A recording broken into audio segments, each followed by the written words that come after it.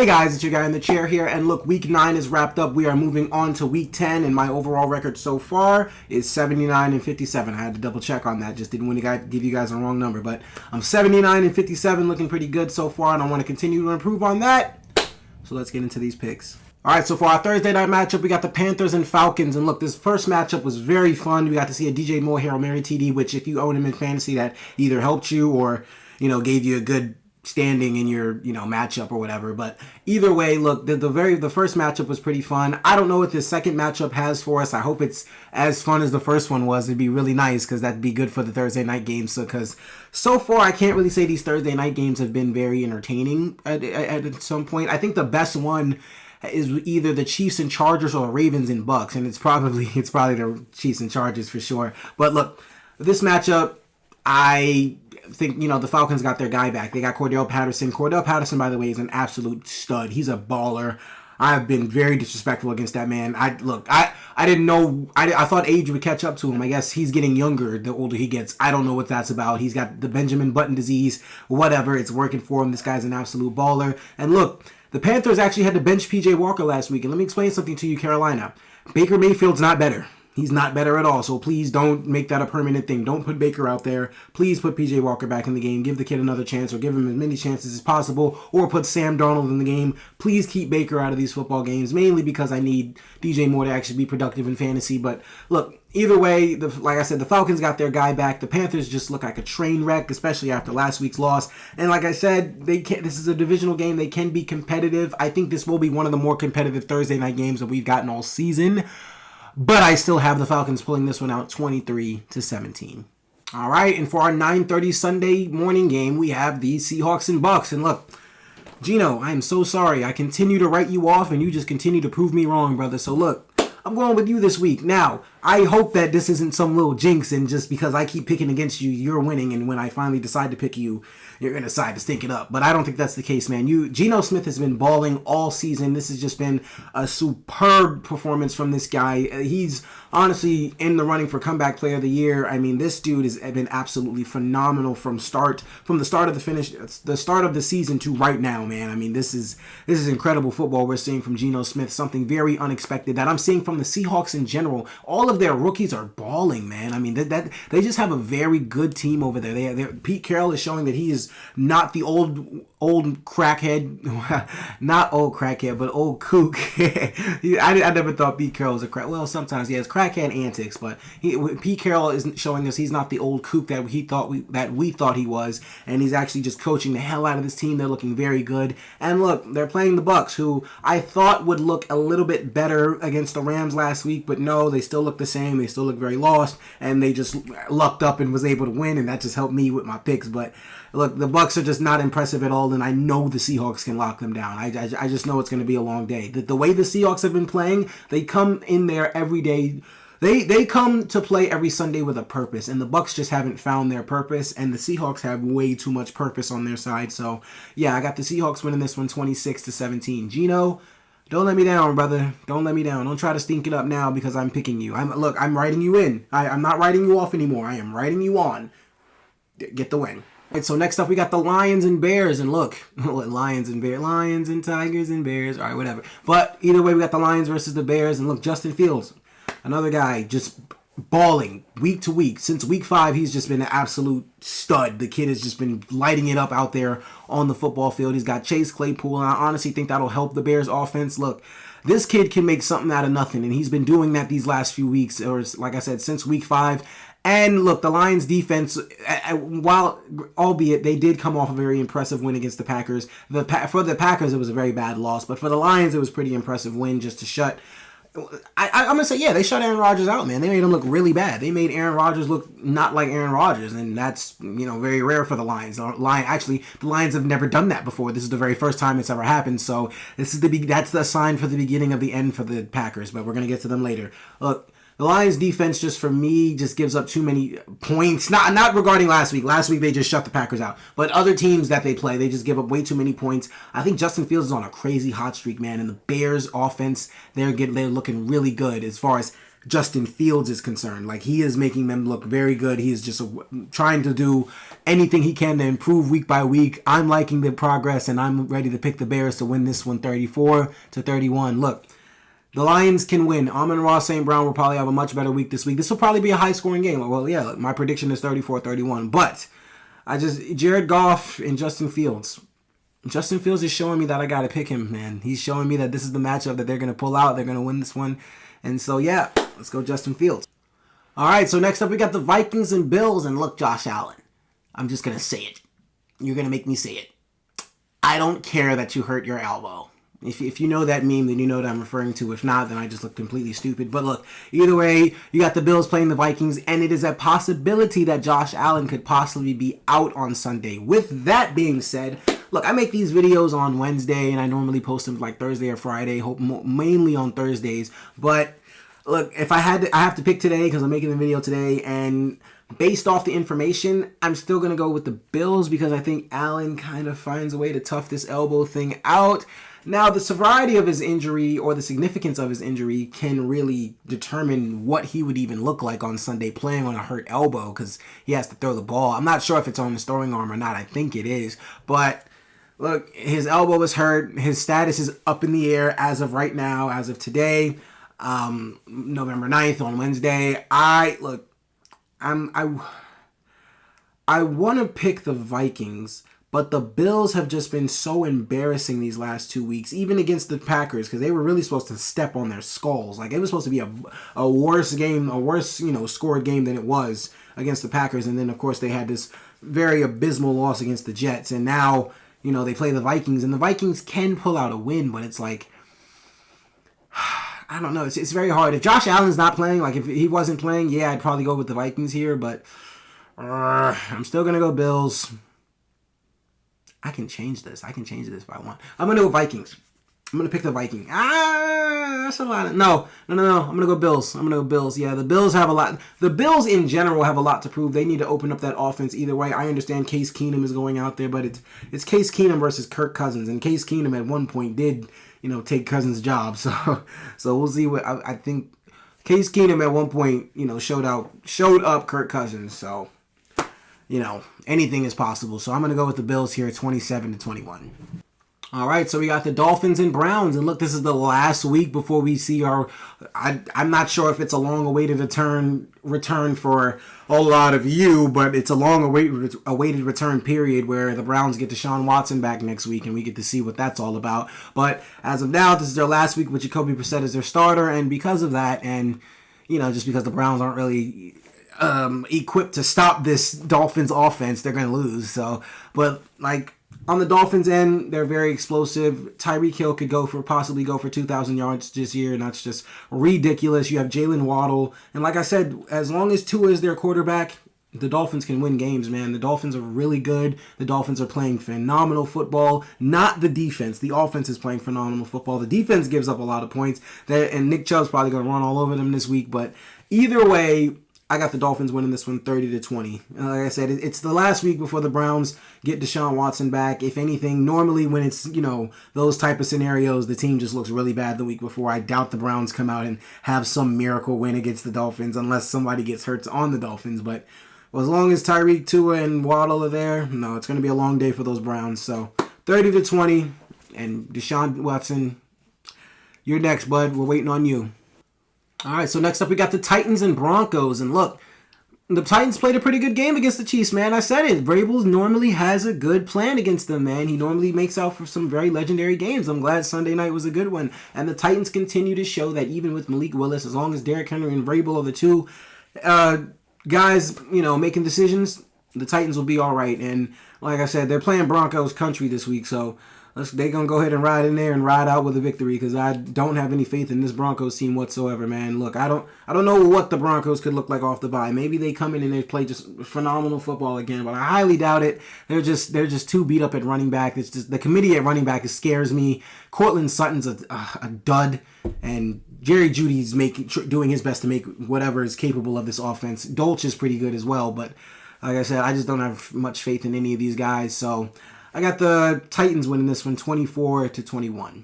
All right, so next up we got the Texans and Giants. I don't really have much to say about this game. I'm picking the Giants. Look, the Texans are the Texans. They're not, like I said, I've been saying from week 2 that they're tanking. And look, their strategy is pretty genius to me. Brandon Cooks doesn't even want to play anymore at this point. Like, he's just fed up about being on the team. They're doing whatever they can to just push this Davis Mills experiment out the door, and then they'll get ready for the draft in the offseason to start making some real moves.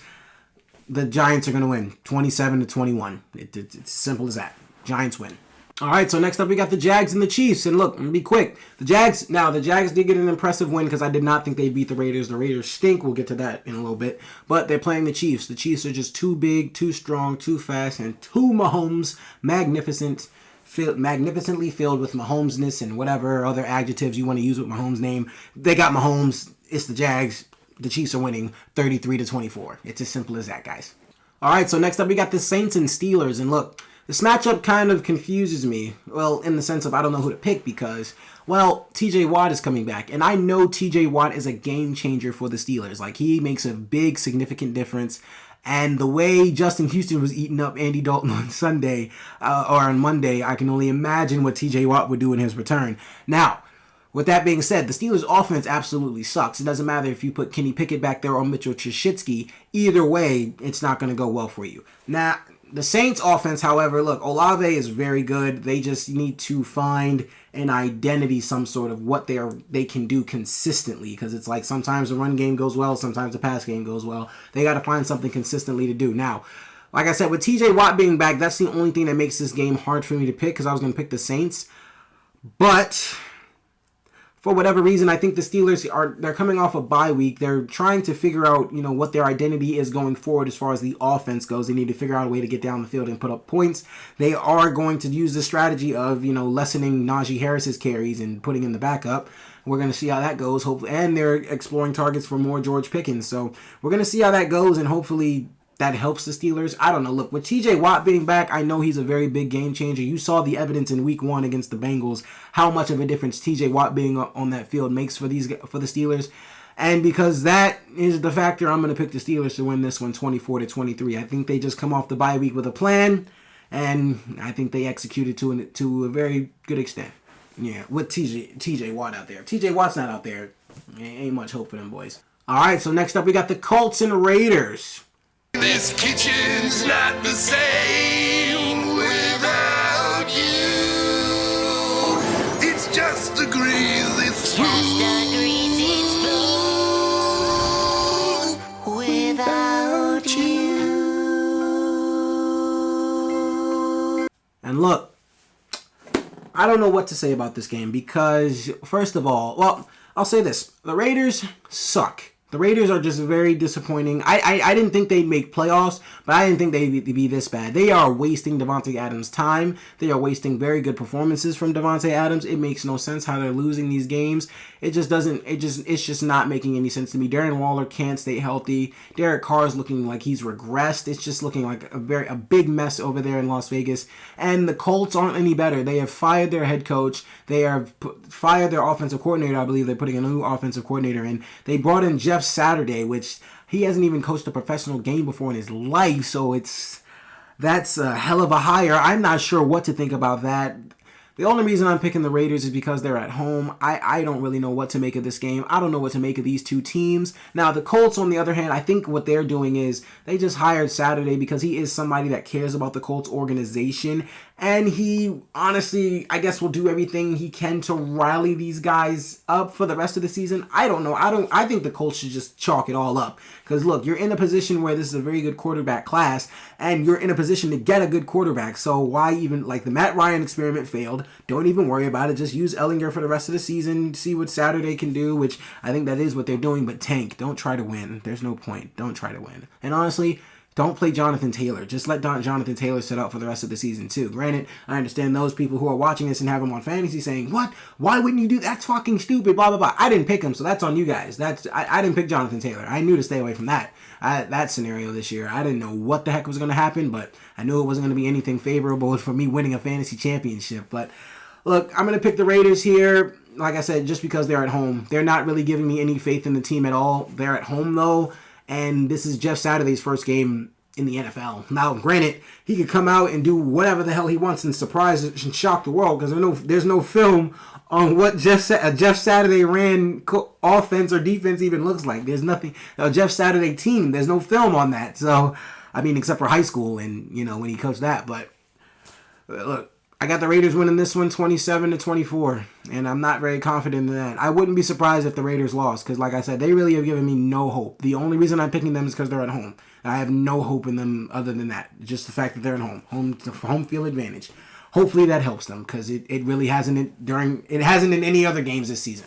All right, so next up we got the Cardinals and Rams. And look, Cardinals Hard Knocks is about to appear, and I love it when teams that are losing end up having to give these very heartfelt speeches about how I'm tired of losing. We need to get it together. We need to do what we can to rally together and just pull out some wins. I love watching those teams when teams have to do that on Hard Knocks because you and I both know that they're just not going to win. We had to watch it earlier in the season when the Lions were on Hard Knocks. We had to watch Jamal Williams repeatedly go, I'm tired of losing.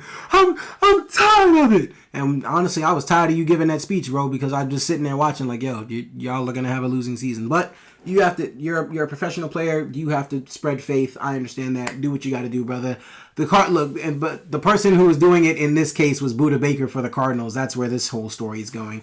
And I just find those very entertaining. But the Cardinals are 3-6, looking at a very bleak window.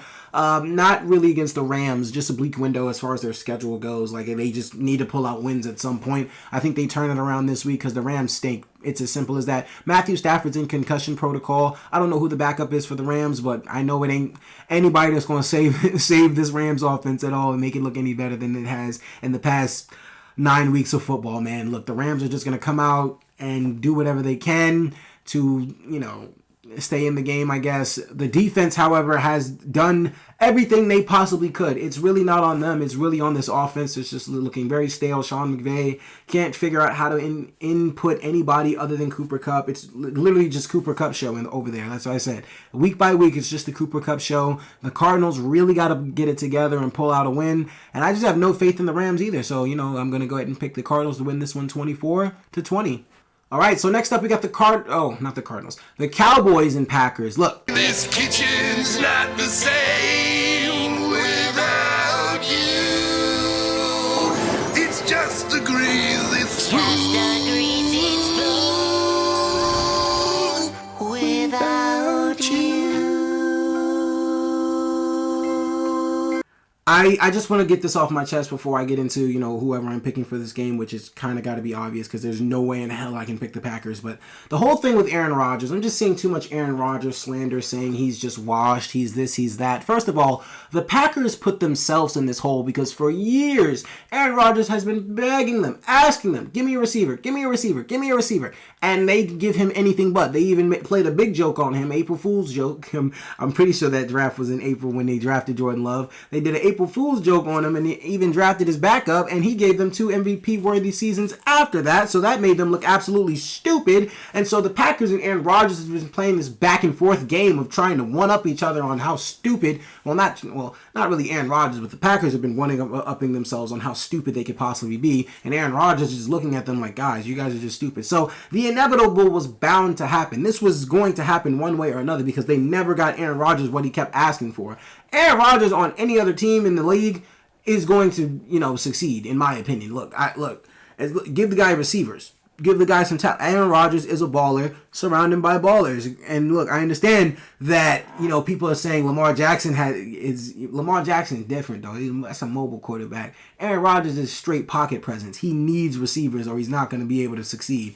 That 8 different. Don't compare 12 to 8. Now 12 is higher, as far as Hall of Fame and all that good stuff goes. But he got a long career to go to, so he gonna be up there soon. But look, it's not Aaron Rodgers' fault in my opinion, man. Look, he's doing what he can. It's just anytime these guys show any flashes of trying to catch the ball, they get hurt. Dubs, Watson, any of these guys. Cobb is out. It's just getting real bad for the Packers, and it's going to look very bad this week. Oh, my gosh. They have to play the Packers, and they have to play that finger-licking pass rush that's going on over there with led by Michael Parsons, man. And look, it's just going to be really bad for them. It's not going to be good for the Packers this week, man. It's going to be a blowout. But look, I just need people to understand. Aaron Rodgers in Denver, he probably would have the Broncos looking pretty good. Look, Jerry Jeudy, Cortland Sutton, Aaron Rodgers would have the Packers looking good. Trust me, not the Packers. He'd have Denver looking good. Look, man, he should have went there. Aaron Rodgers should have just suggested a trade. This was going to happen because the Packers and Aaron Rodgers are just playing this childish game of whatever the hell you want to call it, but it was just a game that neither one won, and now they're just looking very dumb for it, and because of that, the Cowboys are going to whoop that ass 34-17. As simple as that.